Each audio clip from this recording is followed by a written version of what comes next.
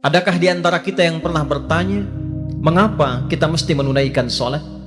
Al-Quran telah menampilkan beragam jawaban yang menjawab rasionalitas yang diinginkan oleh akal, hal yang diinginkan oleh kalbu, sekaligus yang didambakan oleh fisik kita. Maka hadirin, jika ada yang bertanya, mengapa Anda menunaikan sholat? Jawaban pertama yang ditampilkan dalam Al-Quran adalah, saya menunaikan sholat untuk membuktikan bahwa saya punya Tuhan namanya Allah. Saya tunduk kepada Allah. Itulah yang dimaksud pembuktian keimanan kita kepada Allah subhanahu wa ta'ala. Maka satu-satunya ibadah di dalam Al-Quran yang juga disebut dengan nama iman adalah sholat. Quran surah kedua Al-Baqarah di ayat 143. Wa ma kana Allahu liyudhi'a imanakum.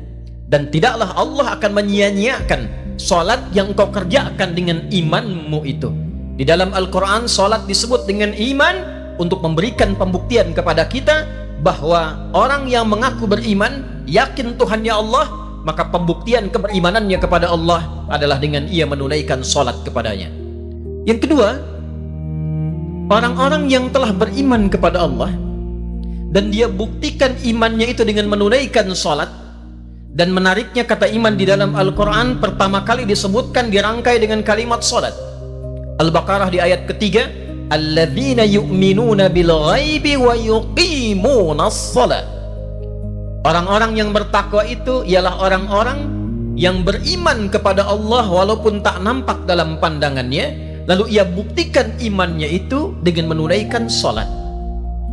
Setelah ia terhubung dengan Allah, punya Tuhan namanya Allah, dia buktikan keimanannya, maka apa tanda di antara sholatnya itu dinilai benar oleh Allah?